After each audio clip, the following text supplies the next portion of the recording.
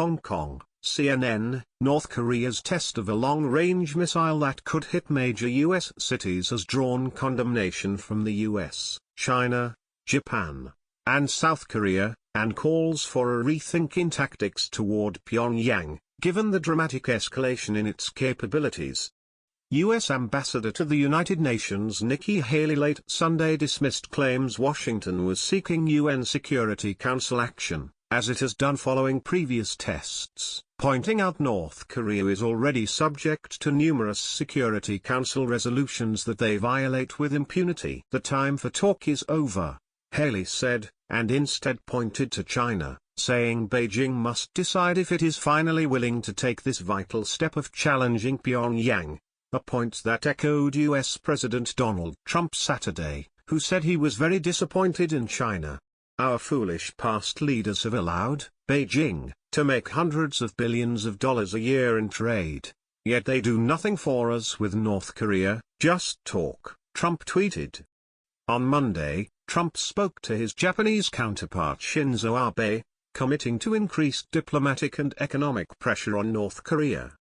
In other developments over the weekend, sanctions and pressuring China have been the main avenues for attempting to contain North Korea's nuclear and missile programs in the past, with little success. Despite this, both still have their proponents, with some analysts arguing sanctions have not been targeted correctly or wide enough, and others, including U.S. administration officials, saying sanctions should go after Chinese interests as a means of forcing Beijing's hand on North Korea.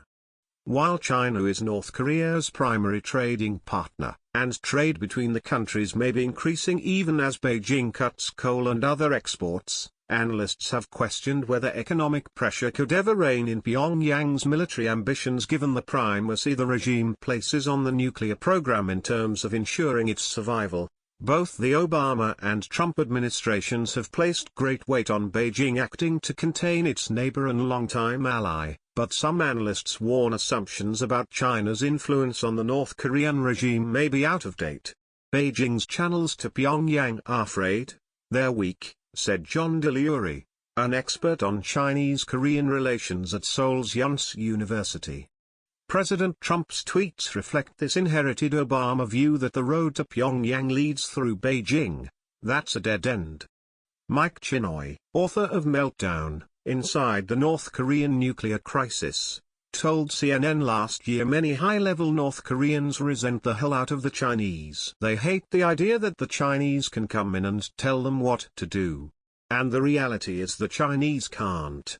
While some in the U.S. administration, including CIA Chief Mike Pompeo, have signaled support for regime change in Pyongyang, the risks of that devolving into civil war and chaos are great, and State Department officials have said the option is not on the table.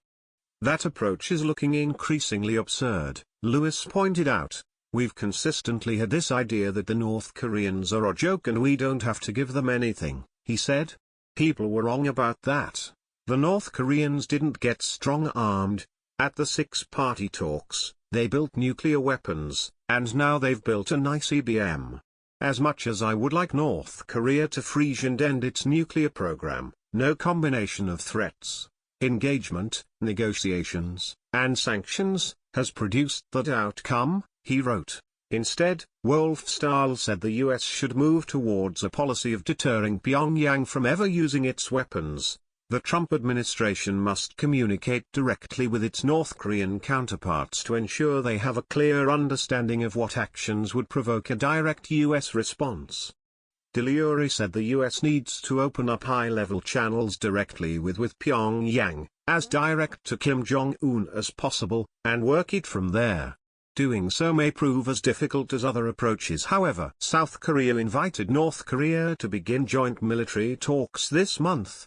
They never got an answer. Moon Sang-yoon, spokesman for the South Korean Ministry of National Defense, said Monday that invitation remained. The military's stance of strongly responding to North Korea's provocations hasn't changed a single bit. But I'd like to say that doors are always open for dialogue.